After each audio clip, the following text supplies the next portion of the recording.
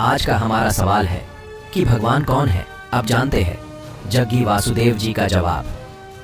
लोगों के लिए आत्मा पवित्र है लेकिन शरीर उन्हें अपवित्र लगता है। ये कैसे संभव है?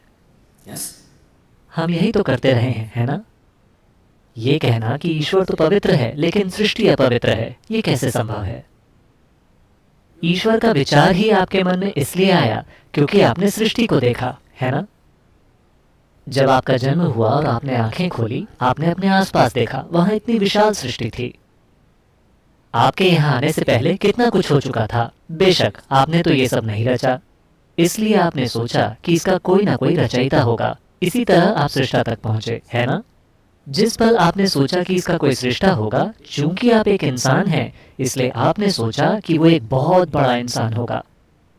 मेरे जैसा छोटा आदमी तो ये सब नहीं कर सकता। निश्चित रूप से वो एक बहुत बड़ा इंसान होगा।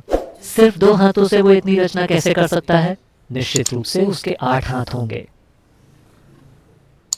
अगर आप एक भैंसा होते तो आप सच में ये सोचते कि भगवान एक बहुत बड़ा भैंसा होगा। Isn't it so? Yes or no?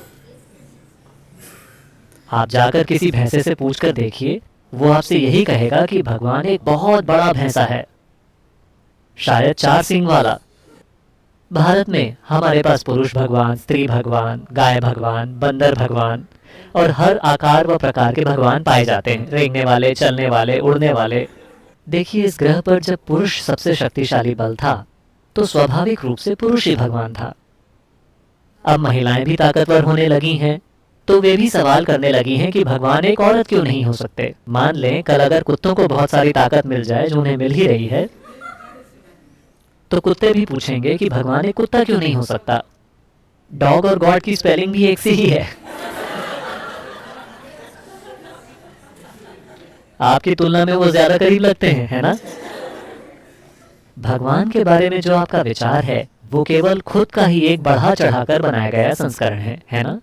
भगवान के बारे में आपकी सोच केवल खुद को बढ़ा चढ़ाकर बनाई गई है। देखिए, अभी तक आप अपने आप को ही परिभाषित नहीं कर सके हैं, है ना? आप अपनी जो भी परिभाषा देंगे वो सही नहीं होगी। किसी भी प्रकार की परिभाषा काफी नहीं है पूरी तरह से इस जीव का वर्णन करने के लिए।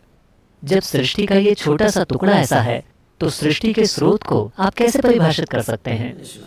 आप इसे न तो परिभाषित कर सकते हैं, ना ही इसे समझ सकते हैं। आप केवल इसमें विलीन हो सकते हैं। आप इसका अनुभव कर सकते हैं। आप इसे कभी जान नहीं सकते। आप इसे ज्ञान नहीं बना सकते। आपको ईश्वर के बारे में जो भी ज्ञान है वो पूरी तरह बकवास है, सांस्कृतिक बकवास। जिस भी तरह की संस्कृति में आप हैं, आपका ईश्वर भी उसी तरह का होता है ना? इसका केवल अनुभव किया जा सकता है। अनुभव का अर्थ ये नहीं है कि आप इसे खा सकते हैं या आप इसे समझ सकते हैं। नहीं, आप बस इसमें विलीन होकर ही इसे अनुभव कर सकते हैं और कोई तरीका नहीं है। इसलिए हम केवल विलीन होने के उपाय तलाश रहे हैं ताकि हम उसे अनुभव कर सकें जो हमसे कहीं ज्यादा विशाल है। आइए अब जानते हैं अनिरुद्धाचार्य जी ने भगवान को कैसा जाना है। एक ही है भगवान, एको ब्रह्म द्वितीयो नास्ति। ईश्वर एक है। जबकि ईश्वर जब एक है, बोलो हाँ, भगवान करते क्या है? विश्व की उत्पत्ति, पालन, संहार।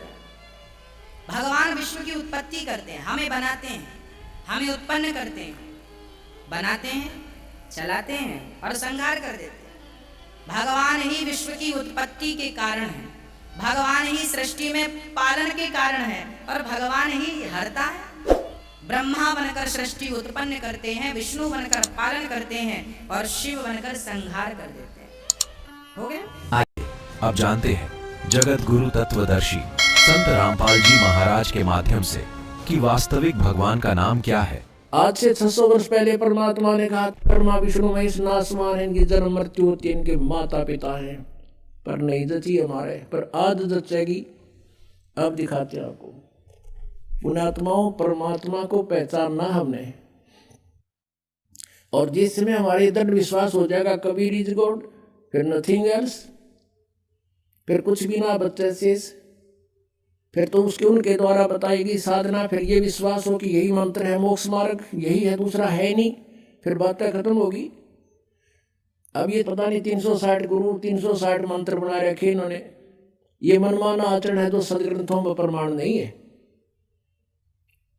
तो सबसे पहले हमने इस अंधकार को हटाना है, अज्ञान को हटाना है, नाश करना अज्ञान का, इस तत्व ज्ञान की रोशनी में आपको लाना है।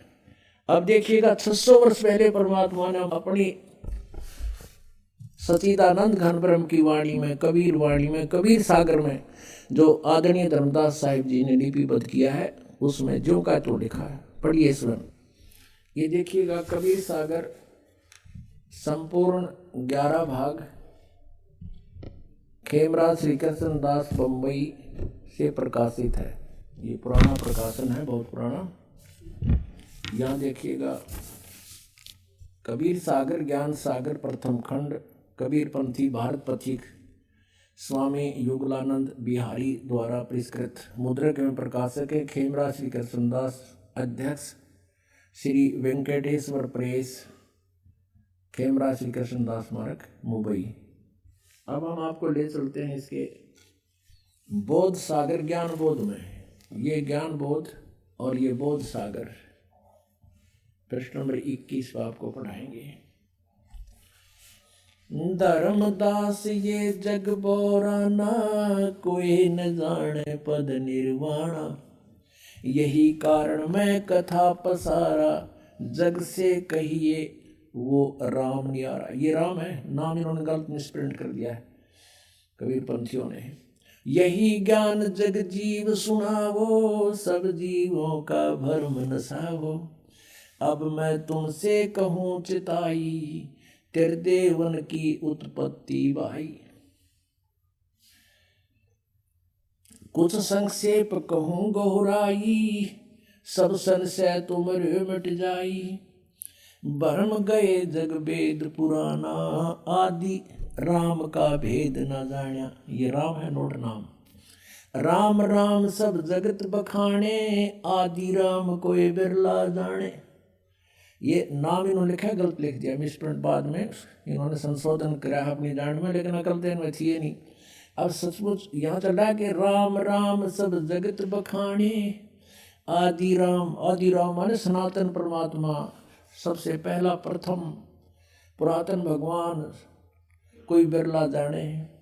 ज्ञानी सुने सो हृदय लगाई, मूर्ख सुने तो गम ना पाई, माँ अष्टंगी पिता निरंजन, ये जम दारुण वंशन अंजन। अब इनकी माता अष्टंगी दुर्गा है, पिता ये ज्योत निरंजन काल है। पहले कीन निरंजन राई, पीछे से माया उपजाई, माया रूप देख अति शोभा, देव निरंजन तन मन लोभा। काम देव धर्मराय सताए, देवी को तुरंत दर खाए। ये धर्मराय यहाँ इस काल को कहा है। पेट से देवी करी पुकारी, हे साहब मोहे करो उबारी। टेर सुनी सतगुरता आए, अष्टंगी को बंद छुड़वाए। यहाँ टेर सुनी कहाँ हम आए, ये परमात्मा अपनी तरफ से कर दिया, इन्होंने गलत लिख दिया। धर्मराय यानी काल ने निरंजन ने हिकमत की ना, नख रेखा से भग कर लेना। धर्मराय करे भोग विलासा, माया को रही तब आशा। 3 पुत्र अष्टंगी जाए, ब्रह्मा विष्णु शिव नाम धराए। 3 देव विस्तार चलावे, इनमें यो जग धोखा खावे। पुरुष गम को कैसे को पावे, काल निरंजन जग भरमावे। 3 लोक अपने सुत दीन्या, सुन निरंजन बासालीन्या। अलख निरंजन सुन ठिकाना, ब्रह्मा विष्णु शिव भेद न जाने। ब्रह्मा विष्णु महेश को नहीं मालूम आज तक हमारा पिता कौन है। 3 देव सो उसको ध्यावे, निरंजन का व्यापार न पावे। अब ब्रह्म साधना ये भी कर रहे हैं पर इनको नहीं मिले वो आज तक। अलख निरंजन बड़ा बटपारा, 3 लोक जीव कीन आहारा। ये ठग है बटपारा, 3 लोक के जीवों को खा रहा है। ब्रह्मा विष्णु शिव नहीं बचाए, सकल खाए पुन दूर उड़ाए। कहते ब्रह्मा विष्णु महेश को भी मारेगा, इनको भी खाएगा। 3 के सुत हैं 3 देवा, अंधर जीव करते हैं सेवा। होय होय। कहते इस काल के ये 3 पुत्र हैं, ब्रह्मा विष्णु महेश, और ये अंधे ज्ञानहीन ज्ञान नेत्रहीन प्राणी कहते इनने की पूजा करते हैं। अकाल पुरुष काहू नहीं चीन्या, काल पाए सभी गैलीना। तीन देव और असुर अवतारा, ताको भजे सकल संसारा। गुण तीनों का ये विस्तारा, धर्मदास मैं कहूँ पुकारा। गुण तीनों की भक्ति में ये भूल पड़ो संसार। कहें कबीर निज नाम बिना, कैसे उतरो पार। तीन देव की जो करते भक्ति, इनकी कदे ना हो मुक्ति। अपने आत्मा कलेजा फट जाए जब बुद्धिमान व्यक्ति हो। अरे 600 वर्ष पहले आकर के ये वाणी एक जिसने हम पढ़ कहा करते थे अशिक्षित और वेद शास्त्रों को नहीं जानता, और उन्होंने ये लिख रखा है कि ऐसा ऐसा था। और आज यही हमारे सदग्रंथों में लिखा हुआ मिल जावे तो पुण्यात्माओं, भगवान कौन है? Kabir is God.